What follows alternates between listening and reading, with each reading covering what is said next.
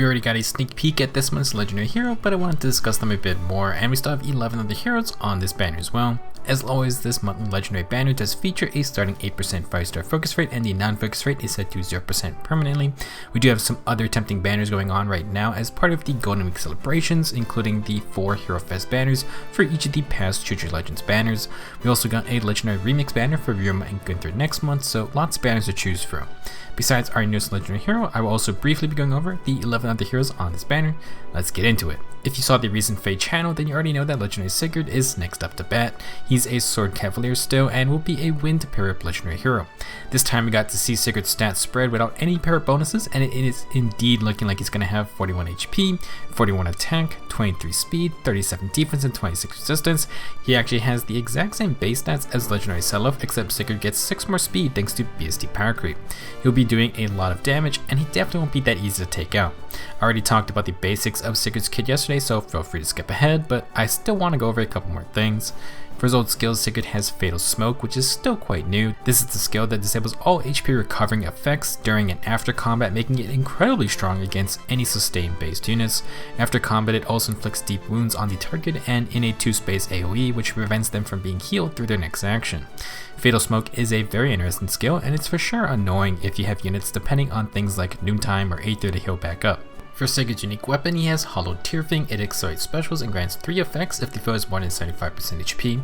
Sigurd gets +5 to all stats, he gets a free follow-up attack, and if he initiates combat or if he's fighting a ranged foe, then he reduces the damage from the foe's first attack by 40%.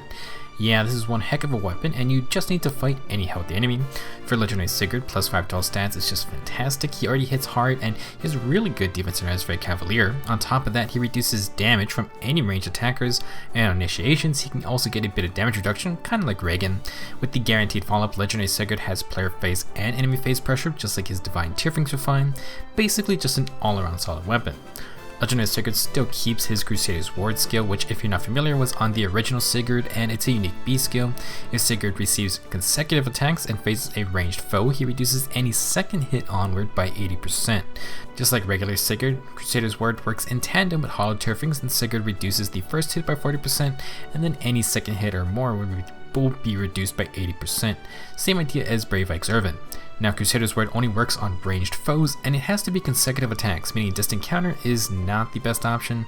DC will interrupt these consecutive hits, so unless Sigurd one-shots the enemy, their second attack will deal full damage.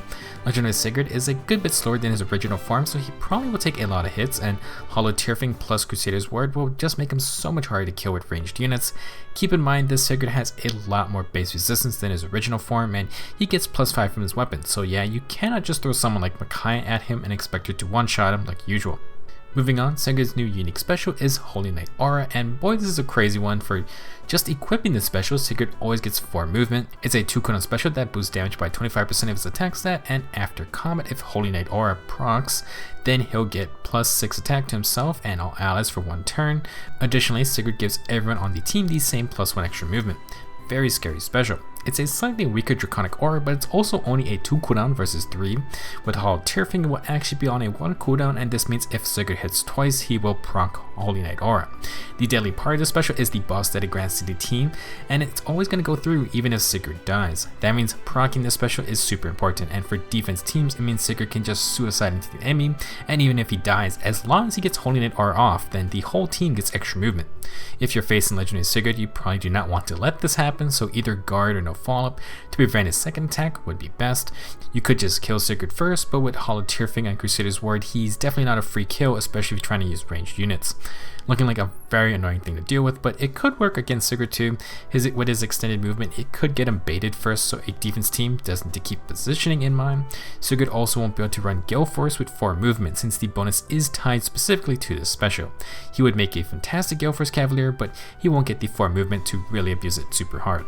As for his new inheritable skill, Sigurd introduces attack and defense catch 4 at the start of combat if the foe is on 100% HP or has a penalty on them, grants +7 attack and defense during combat. If the foe has full health and has a penalty on them, then you get the extra +2 attack and defense on top of that. Catch skills are inheritable by Flyers and Cavaliers and seem to be pretty good options for your standard first round of encounters. They can work on both phases with no positioning requirements, and generally you always start fighting off full health targets. Obviously they work best with some kind of debuffs on your team, but it's not necessary. For Legendary Sigurd, he's going to add this +7 attack and defense to his +5 from Hallowed Tyrfing, and he has great base attack and defense to start with. With his damage reduction skills, this man is not going to be easy to take out. Overall, Legendary Sigurd is looking like a very strong cavalry unit. The man already got a great refine earlier, but now his legendary form is taking things up to 11. He pretty much does everything the same or better than his regular form, so if you like that, then this should be a fun ult to chase after. The only thing that can be an issue is speed. Hallowed Tyrfing does give some of that lost speed back to Legendary Sigurd, but it's possible he may still miss out on some doubles if things come to a speed check. As for Holy Knight Aura, it's super powerful, but it can be stopped. If you want to play Sigurd on a defense team, I would honestly consider just giving him Quick Impulse to pre-charge Holy Knight Aura. If he did run distant counter, then as long as Sigurd does not get one shot, he would proc Holy Knight Aura, and then his whole team gets the buff. I'm sure someone would do it, and it would be real annoying unless you can just one-shot him outright. He's not unbeatable, but the guy has a lot of good things going for him, and he should be a real fun unit to use yourself. I imagine it'd be pretty neat to use the farm movement with our new near trace skill if you're feeling in the Kanto mood. Moving on, we got 11 other heroes on this banner to earn. Joining Legendary Sigurd in the red group is Maribilis and Legendary Lilina. Blue has Seiros, who just can't stop showing up, and then Legendary Chrom and Selena. Green has Thrasir, Legendary Celica, and Asbel. Colorless has Air, Duma, and Eleonora. We've discussed Sigurd plenty, but he does have 2 nice skills to inherit. Attack and Defense Catch 4 is brand new, so if you want to get it, you're going to need to get Sigurd. As for Fatal Smoke, this is the second time it's appeared, and it's only another limited time unit, so definitely will continue to be a somewhat rare skill. Next is Maribilis, who is a flying sword dancer. She is very slow, but incredibly bulky.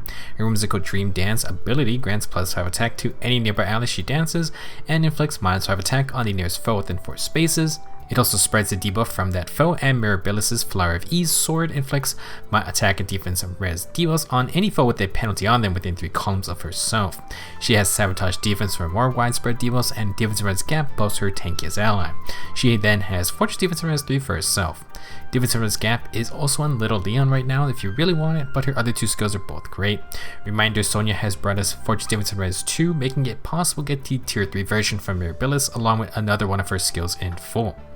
Last up is Legendary Lilina. She is a red mage cavalier with the highest attack out of all calves. She also has very high resistance, but her speed and defense are pretty bad. Lilina's gifted magic special is a unique 2 cooldown AoE special, and her studied 4 blaze basically pre-charges it on turn 1. It also grants more attack and res and has hardy bearing built in, so this Lilina is pretty much set up with everything an AoE special spammer wants. For her inheritable skills, you then got attack and res solo 4, sabotage res 3, and pulse smoke 3. All good stuff, although Sabotage Res was recently on Solon as a Hero Grow free-to-play option.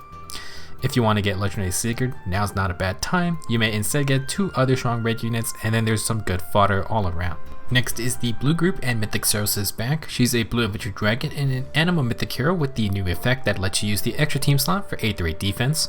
As a unit, Seiros is slow but has great attack, defense, and res. Her Aurora Breath grants more attack and a follow-up on the player phase, while on the enemy phase, she gets bonus defense and res and prevents one of the foe's follow-up attacks. Her Wings of Light C skill buffs other mythic heroes for the first 5 turns. They get a bonus to all stats, and it gets stronger until that 5th turn. For her other skills, Seiros is the only one with the Dragon Wall B skill, which grants up to 40% damage reduction for dragon units based on how much more resistance they have than the opponent. It's basically the dodge effect, except it compares res instead of speed. Seiros will also have mirror impact for the extra player phase protection. Second is Legendary Chrom, who is a blue infantry archer, absolutely annoying unit, who is super tanky and deals a lot of damage. His bow is effective against army units and can neutralize penalties on himself while also inflicting attack and defense debuffs. Chrom's To Change Fatus skill is a reposition skill that also gives Chrom another action, plus it gives him an attack buff. For his other skills, Chrom comes with close counter, low attack and defense, and rouse defense and res. Very nice set of skills if you want a close counter user. Last up is the Sacred Stone Selena, who is a blue mage cavalier. She has great attack and speed stats, but it is a glass cannon. Her Tome of Storms grants more attack and speed and has no follow-up, so she can really mess up slower units if they don't fight back. For other skills, Selena has Rally Attack and Res Plus and Attack and Res Ruse for the Rally Ruse combo. She also has Life and Death 4 for the big flat attack and speed stats. Blue group is another solid color, especially Legendary Chrom and Seiros together. For the green group, we have Mythic Thrasir. She's a dark mythic hero and a green infantry mage. Thrasir's tome is effective against dragons, grants +4 to all stats, and neutralizes enemy skills that grant follow-ups. After combat, she does debuff her nearest ally with -4 to all stats. Her tome pairs well with her Killing Intent B skill, which reduces the foe's speed and res, and lets Thrasir make a follow-up attack before the foe can counter. It only works on foes with less than full health, or if they have a penalty on them. Very deadly mage, but requires a little bit of setup. For other skills, Thrasir has Flashing Blade 4 and Panic Smoke. Next is Legendary Celica. Another offensive green mage. Her Saintly Seraphim tome grants true damage based on 25% of the foe's res stats, so she's always going to do some damage. Celica's Soul of Zofia then combines Desperation and no follow-up, so she can always double immediately on low HP. With Sparrow 3 and Attack and Speed Oath, Celica can pump out the damage, although the hardest part is definitely getting her into Desperation range safely. Third, we have Asbel. You guessed it, another offensive green infantry mage. His Graph Caliber tome accelerates specials and is effective against flying foes. It can also grant Asbel +5 to all stats and neutralize the foe's field boss. With Fury 4 and no follow-up, Asbel becomes a really annoying unit who can do a lot of damage and won't go down super easily, at least for the first round of combat. Add on Speed and Res Oath for self-boss, and he's a solid simple mage. Green is another good color to go for, especially if you're in need of a green infantry mage. Last, we have our Colorless group, starting with Mythic Air. Everyone can get air for free from the story, but you can also still get extra merges or use double airs for stat bonus in 8th raids. As a unit, Air gets bonus attack and speed from her dagger, and she has Sparrow 2 for more player face stats. She also has Sparkling Boost, which heals the most damaged allies, so it's a nice skill for a team with a main tank. If you want some healing or want to neutralize Wrath with Staff and adaptive damage, then Air also has Mystic Boost in the B slot. Next is Mythic Duma, an Anno mythic hero. He's a colorless armored dragon, and his Upheaval Skill inflicts -7 damage to all enemies on turn 1. This is because Duma's Fell Breath grants +6 attack and res and prevents a follow-up attack if the foe has less than full health. With Bold Fighter, he also poses a threat on the player phase, and then Defensive Res Solo can be fun for tanks who want to be all alone. Last up is Eleonora. She's a colorless infantry archer with good offensive stats. Her Mirage Longbow acts like a fire sweep bow if Eleonora outspeeds her opponent, so she can be quite annoying. She comes with Attack and Speed Push 4 for more damage output, and then she has Rally Attack and Speed Plus and Speed and Defense Ruse for the combo. That's going to be it for this month's Legendary Banner. Legendary Sigurd is definitely a great unit, especially with Golden Week happening. Very impressive kit, and a perma 4 movement Cavalier is sure to be fun to deal with. If you're going to summon for Sigurd, then I wish you good luck. Thanks for watching, and I'll see you guys soon.